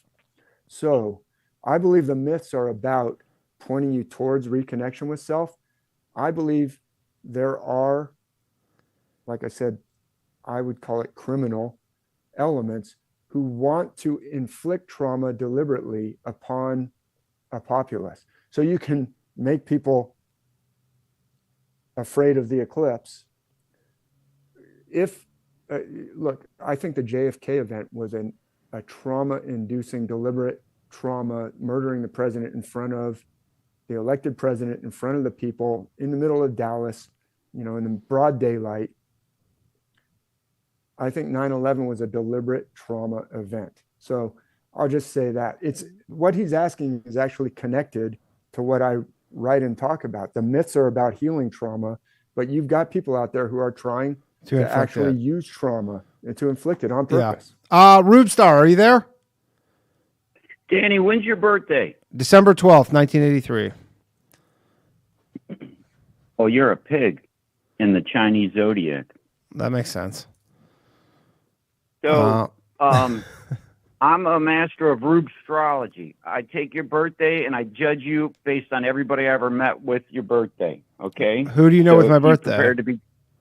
What's that? How many people have you met with my birthday?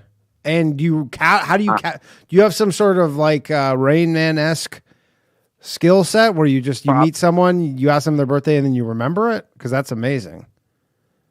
I probably have about, I'd say, 5,000 birthdays memorized. Okay, so let's see. How many people have you met with my birthday? I'd say 5. Okay. Yeah, you got Frank Sinatra's birthday, if I got it right. That is true. I do have Frank Sinatra's birthday. Yeah, your birthday's known as the day of body language. And you're born during the 3rd decant of Sagittarius, which takes the Titan as its central image. So you're a larger-than-life personality that's big-hearted and generous. Also, you're born right before Christmas, so a lot of people are very generous before Christmas. They go out and buy gifts. And you're also secretly insecure, which who's not insecure? Your greatness even further. Okay. What's that? I said, who's not insecure? I don't know if we have time for that. But Also, another aspect of astrology that your guest didn't mention is the moon's node. Now, where the moon's node, that's its high point and its low point, is known as the dragon's head and the dragon's tail. Or actually said that backwards. Any of this ring true to you, David? Yeah, it's not actually the high point and the low point. Not to pick, be nitpicky, but the nodes are super important. That's when the moon crosses through the plane of the Earth-Sun dance. So the nodes are the only places you can get an eclipse. But he's right. It's the dragon's head and the dragon's tail, or Rahu and Ketu. Look, I'm not an astrologer, but I'm definitely familiar with the nodes, and they are super important. But please go ahead. Thank you for the correction. So the south node, whatever constellation it was at the time that you were born, points to your past life.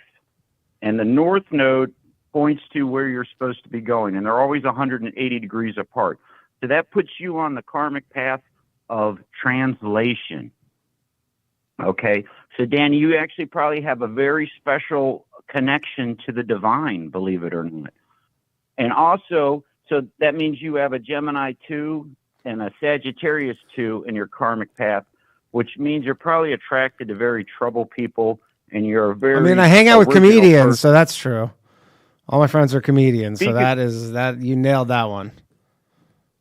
Speaking of troubled comedians, if I got Ryan Long's birthday right, I just wanted to point out there's another famous comedian who has a very similar astrological makeup as Ryan Long, and that's W.C. Fields. Okay. Yeah. Ryan is on the karmic path of articulation. He has to put unusual thoughts and ideas into an articulate manner of speech so other people could see how brilliant it is. And his biggest downfall is being lazy. Ryan is the least lazy man on earth, potentially. I would agree. He is, honestly, that's one word I would never ascribe to him. Yeah, he's grinding, baby. Oh, yeah. For sure. Oh, yeah. Okay. And do you have any questions for David? Well, I wanted to point. Okay, are you familiar with Anatoly Fomenko's work on the new chronology? I am. He's a great artist. That dude could draw. I think he's wrong, actually, about it. I'll just jump ahead and say, for those who don't know, Anatoly Fomenko, Russian-born genius. His artwork is amazing. He looked at Revelation and says, oh, this is all must be in the 1600s based on where the planets and stars and blah, blah, blah are. I actually disagree with his interpretation of which constellation and which planet matches up with which thing. So therefore, I'm not necessarily on that page. Do I think history potentially could have been screwed with? Yes. I'll just say all that in advance. Go ahead and ask your question. I am familiar with Fomenko. Well, that's exactly the direction. Okay. Yeah. I mean, that's kind of interesting that you went right to his artwork over his math equations. But yeah, that was the point I was going to bring up, is that he points out that Revelation that has everybody baffled in the Bible is really just John from Patmos doing a horoscope. He's doing a zodiac. He's telling you where everything is. And when they talk about the four horsemen, they used to say that horses carried or dragged or wandering stars through the sky. So the book of Revelations, according to him, is not really something so gloom and doom, but it's just a zodiac and a horoscope. Yeah. So look, he and I are in agreement that it is celestial.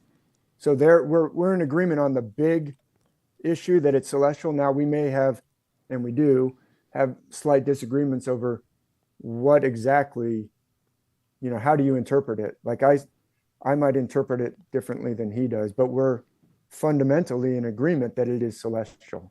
And I think nobody can argue that it's not celestial. It's so celestial. Yeah. It's beyond doubt that it's celestial. Yeah. Yeah. It's almost too obvious once it's pointed out to you. That's right. Yeah, man. Interesting. Anything else there, Rube Star? That's it. It was great talking to you, Danny. Love you. Pleasure, man. Thanks, dude. Thanks, Root Star. Yeah, interesting stuff. All right, we got one more call here. Let's ask to unmute and see how this goes. I don't know who this is, but I'm sure they'll pick up. Hello, you're on Low Value Mail. Who are we speaking with? First time calling. Gone too soon as that here. Hello. I have Yeah. questions for David. Yeah, go ahead. All right. So you said that the civilization before Egypt, right, was advanced. I think there was, yes. Were they advanced compared to us, or advanced compared to like the rest of the civilizations at the time? Right. Well, that's a good question. So, I think they were actually advanced compared to us. If you look at some of the scoop marks, they're called. So some friends of mine who will be hosting this event in Texas that I'm going to, the Brothers of the Serpent is the name of their podcast, Russ Allen and Kyle Allen, and along with Ben Van Kerkwick from Uncharted X.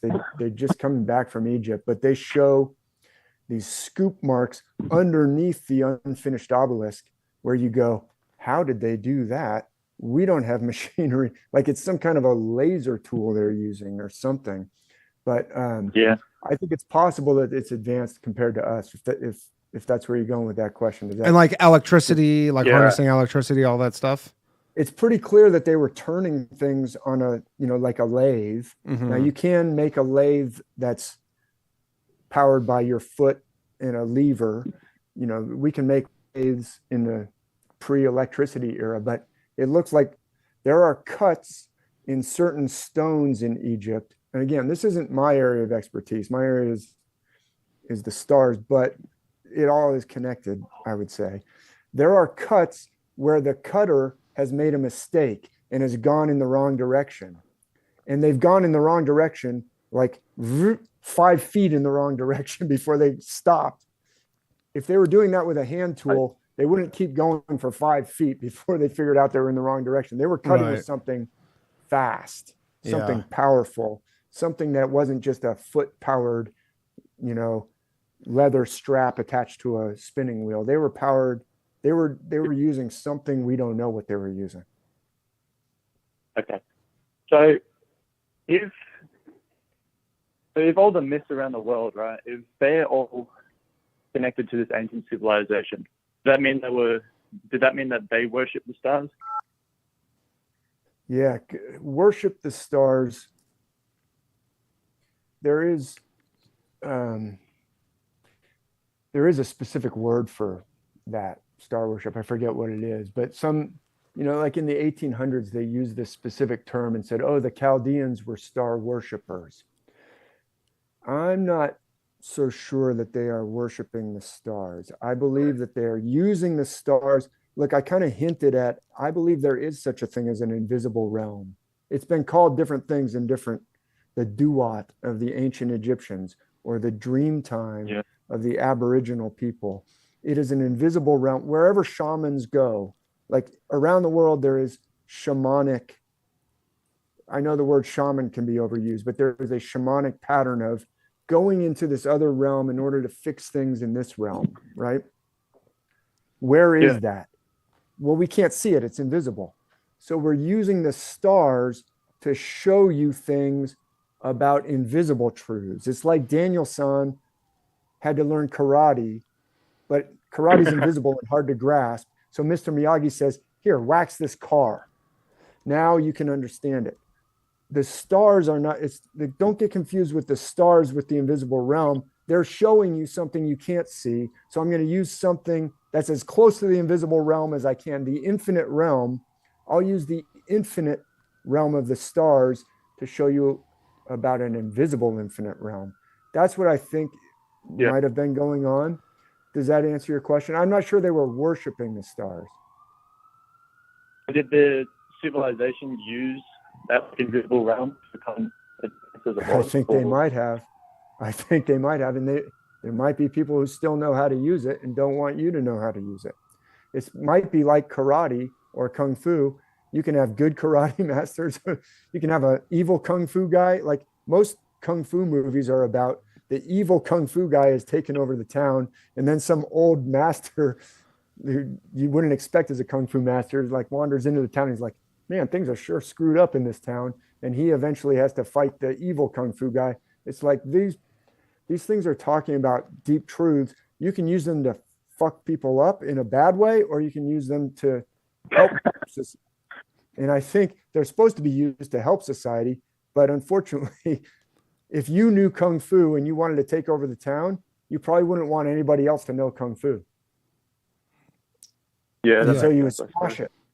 So you stamp it out and you say, oh no, this is just a bunch of stories about blah blah blah blah blah, when it's really about kung fu. Oh no, it's just about wax the car. Don't get any ideas.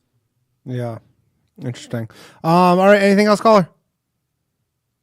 Yeah, just one more question. Go ahead. The I forgot what it's already called. It's about the constellation with the two spheres and the myth of the two spheres. Does that apply to Hamlet from Irish myth as well? Sorry, say that again. You're breaking up a little bit. Just say that one more time. Don't worry. What's that? Oh, it sounded like, does it apply to Eros? something. I heard something Irish. Oh, yeah. Anyways, I think he might have dropped off. Yeah, I think he dropped off. The Irish myths are using this same system of the Dada. There's a god named the Dada. He's like the thunder god, the Hercules god. His daughter Breed, spelled like Brigid, but I think it's pronounced Breed. She's Ophiuchus. He's the constellation Hercules. This pattern is worldwide. It's in the Celtic myths. It's in the Norse myths. It's in the myths of the Gauls who were in France before the Romans. I was just listening to Hardcore History actually today, and he talks about all that. All right, let's take the final call of the evening. Thank you again, David, for coming on and taking some time for us. One moment, please. While we get, I believe this is John. John, are you there? Final caller of the night. This is Charlie. Oh, sorry, my bad. Charlie, go ahead. Have you, either of you heard of Jason Brashears of archaics.com? And I have not. His chronological history research he's done? I haven't actually. I have not. Well, he spent 26 years locked up in a jail cell for stealing cars when he was a teenager, and read a lot of old books while he was in prison. And during his time in prison, his work to keep him distracted was he made a chronological record of everything he came across from these old history books, and like a 500 and some page document. And then he remastered it, and I have it open in front of me in PDF. It's like 1,052 pages now. And he starts at 5239 BC, the oldest known written record that we have, or allusion to a written record. And then he goes date by date by date, and he gives all the explanation of how he came up with the dates in his material. And then regarding the Zodiac stuff you're talking about, the stars, he claims that in his videos he does on YouTube, that the Greeks invented it, that the Zodiac was never referenced prior to the Greek era. And the Greeks kind of retroactively have applied some things for other people who've looked into the Zodiac stuff since then. I would recommend just giving his research an evaluation or review. Yeah, and, see how it comports with your own. I'm nodding because I've heard that argument, not because I agree with it. Because I did write a blog post a long time ago called "The Recent Zodiac Canard," which a canard is like a fancy way of like trying to sound like you're smart and saying lie. It's a lie. A canard is a lie, but I don't actually believe the Zodiac is recent. I believe that you can see evidence of, well, at least Zodiac constellations being employed in artwork from ancient Mesopotamia, which definitely predates ancient Greece. Artwork from ancient Egypt, which definitely predates. Clearly, the texts of the Vedas predate ancient Greece, and they're using these same constellations. And so I have heard that argument, and I do appreciate the reference. I haven't checked out this particular individual's arguments, but it would go somewhat contrary to everything you're doing, though, right? yeah. Well, look, the question of who, quote, invented the zodiac is different from the question of was the sun, the zodiac. What the zodiac is the background stars along the plane or the line. From our perspective, it's a line, but it's the plane of the ecliptic, the line that the sun takes through the sky. And the sun, moon, and planets all are roughly on the same plane, but not exactly the same plane. But basically, it's a band through the sky that the sun goes through. So there's background stars.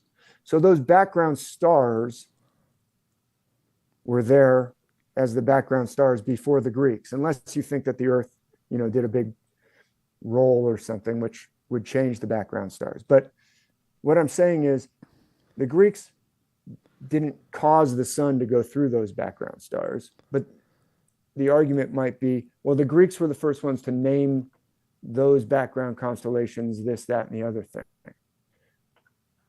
But those constellations were seen as those constellations by cultures before the ancient Greeks. Like Leo the lion is the constellation that the sun goes through right after it goes through Cancer the crab. And Cancer the crab has in it a cluster that's called the beehive cluster. You can look this up on Wikipedia, or you can see it in the sky. The bee, and it's physically in the sky in front of the mouth of the lion. A bee coming out of the mouth of a lion is a motif in artwork from Babylon that's before ancient Greece, which means the Babylonians are making images of lions with bees coming out of their mouth before ancient Greece. So they're identifying what we would call zodiac constellations. Yeah. So that would be, something I would offer as evidence that these constellations were identified in their current form well before ancient Greece. But maybe there's more to your question. I don't know. I do appreciate a reference of checking out Jason Brashear and other people. Yeah. Go ahead. I don't necessarily agree with it, but it's what I've heard, and it's an argument maybe you should become mindful of, that there's a guy out there who claims that. Yeah. I've run into the argument that the zodiac couldn't possibly have existed. Some people say, well, it didn't exist before the Chaldeans or the Babylonians or the Assyrians or whatever. And I'm saying there is artwork from very ancient that shows, like the references the zodiac that counters that argument. In fact, I'll just throw in Göbekli Tepe, which was only uncovered in the late 90s and early 2000s. There's artwork on these stones from Göbekli Tepe, which is thought to be 10,000 BC, like way more ancient than the Egyptians by 6,000 years, like more ancient to the Egyptians than the Egyptians are to us, that has imagery on it, a scorpion for one, that is zodiac looking. So, but I have heard that argument about, the zodiac's not really that ancient. I haven't heard it from Jason Brashear in his particular time in jail where he studied all this, but I have heard it from other places. Like academic people like to say, oh yeah, the zodiac is only from about 700 BC with the Babylonians. Well, bullshit, because I would say bullshit to those academics. Right. Because the Egyptians, 3000 BC, are using this kind of artwork. I'm not saying bullshit to our caller. I'm just saying, of course. He's right. I should be familiar with this argument. I should check out this evidence just to see. But it does seem logically that people have just been identifying this for as long as there's kind of been people. But you could say, well, why wouldn't everyone see it differently? Like, why would everyone see a lion there? Not everywhere in the world even has lions, and yet around the world, this system seems to be coherent around the world. Go ahead. Right. Oh, I was going to spell archaics for you so you can look it up, and then I have a question. So archaics is A-R. C-I-A-I-X. Yeah, gotcha. Yeah. With an X. With an X, yeah. So the question, local stars, the stars supposedly in our local cluster over the last 1,000 years or so that the Earth, our sun has been moving around the Milky Way. Are there any records or information that you know of that evaluate the position of the local stars? Not that they necessarily knew that they were local back then, but I would assume over thousands of years, our local stars spinning around, I think Polaris is the center star of our local group. I can't quite recall. Changing position. Yeah. So, as to locality, I'll set that aside as something I'm not expert in. There's the model that you use, how far the stars are away, we could actually debate. But what I think you're actually talking about, and maybe, quote, conflating, like sticking two things together, is precession and the change of Polaris. So Polaris is our North Star, and that does change over time, or it's argued to change over time. Precession is this very slow cycle that causes the background stars to change. What causes precession is debatable. I'll point people to the work of Simon Schack, who wrote very interesting. He's arguing that we're actually in a binary system, a very unusual binary system, but based on the, well, he calls it the Tychos system after Tycho Brahe, Tycho, and then he adds on the end S for Simon Schack. The actual model of our solar system can be debated. We've got to all explain the evidence that's out there. The reason I bring it up is what you're talking about is precession. Precession definitely happens. We can see the evidence of stars being over the centuries delayed, which would change, theoretically would also change the pole star from Polaris eventually to Vega and then back to Polaris. What causes that change is the subject of debate. The conventional explanation is the wobble of the Earth's North Pole. The wobble slowly precesses. But if that were true, we should see some other evidence that we don't see. This isn't my area of expertise again, but I'm familiar with the arguments. It's not quite exactly actually what I asked.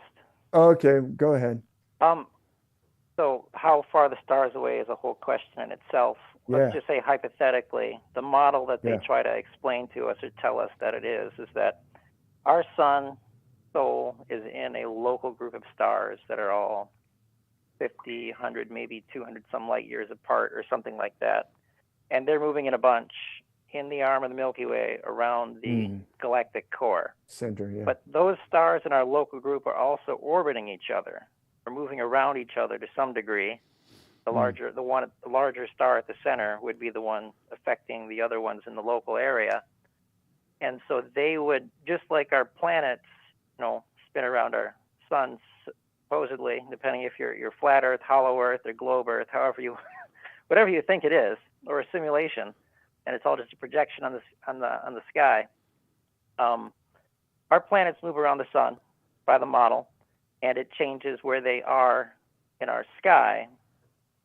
But the background stars, the arm of the Milky Way and all the galaxies, all those things so farther and farther and farther away that relatively don't seem to move to us. The local stars, I would think, over the course of a couple hundred years or a couple thousand years, would begin to change their position. And if local stars are part of these constellations, is there any record of the constellations being different shapes that don't quite align with what they are now that you're aware of? Yeah, that's more a of a really test. interesting is question. Is it actually local stars, or are the stars fixed? Have the constellations not changed, including the supposedly local stars millennia now? Yeah, it's a really interesting question. I would say, just from my area of study, you probably can't possibly tell that from a myth with any sort of, excuse me, I'm going to take a sip. The myths aren't precise enough. You'd have to find somebody who's drawing them with some precision. The phenomenon of precession that I mentioned, and maybe it wasn't germane to your question, actually takes a lot of precision to even notice it. It takes years of careful records, and I think I swallowed a mosquito or something. Sorry, but I don't know. The short answer to your question is, I don't know. I haven't studied that. I do recommend you check out Simon Shack's. He's graciously put his whole book online, because he says, look at this evidence. I think the model that everyone's using might be wrong. Stars might be a little closer or a lot closer than they're trying to tell us, because anyway, I don't want to get too much into his.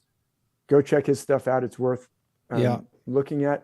The answer that I have to give from my expertise is I can look at the myths and argue quite confidently that they're based on the stars.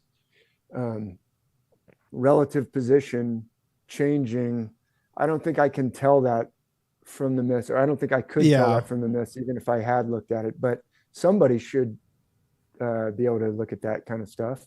And I think it's an interesting question, and it's certainly, these questions are connected. Like the Milky Way figures in the myths, so I'm interested. Sure, I'm interested, and I appreciate your question. All right, thanks, caller. Appreciate it, man. Yep. All right, that has been the show. Thank you very much, David, for joining us. Thank you very much, everybody, for watching. Where can people find you? Where's the best place? And I'll put everything included down below in the description. Cool. Yeah. Thanks for having me on. Undying Stars. It's called UndyingStars.com.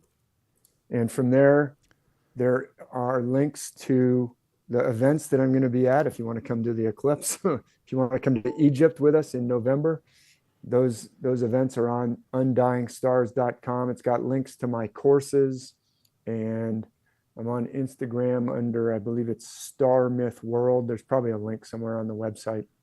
So, look, I appreciate the opportunity to get this information out to more people who might be interested in it. I find it to be really important. It's changed my life. I hope it's a blessing to other people. So I always appreciate the chance to share it with others. And I appreciate that you invited me on, Danny. Yeah, my pleasure. We'll hope to have you back. All right, that's been the show. Thank you very much, everybody. No bathhouse tomorrow night, but we'll be back with open lines next week on an all-new episode of Low Value Mail. Shout out to our new producer, Mark, by the way, doing an absolute bang-up job. Oh, man. Where has he been? Yeah, he's right there. Where have you been my whole life, man?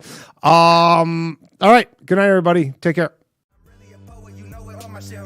Empathic abilities, yeah, my face be also stolen. Bleep, blow up, nigga, that just means I'm working. They see me as a leader, so that's why I'm Captain Kirkin. These tracks from the stars, that much is for certain. You can feel this hit if you up or if you hurt. I'm raising my stock, not talking my feet in some Birkin. Number Johnny 5, got a fucking short circuit. Bring the track to life when I spit phenomenal. When I hit, she feel that shit in her abdominals. These rappers make me laugh like comic view, they comical. You know I got a ball out, I hit the track running just like Sonic do. They don't wanna turn on my light switch. Yeah, they was trying to get me on my hype shit. Yeah, they don't wanna turn on my light switch. Yeah, then they tried to down me on some KO type shit. Yeah, they don't wanna turn on my light switch. Yeah, now we pulling up fresh on some flight shit. Ha. They don't wanna turn on my light switch. Yeah, they don't wanna turn on my light switch. They don't wanna turn on my light switch. Yeah, they was trying to get me on my hype shit. Yeah, they don't wanna turn on my light switch. Yeah, then they tried to down me on some KO type shit. Yeah, they don't wanna turn on my light switch. Yeah, I'm pulling up.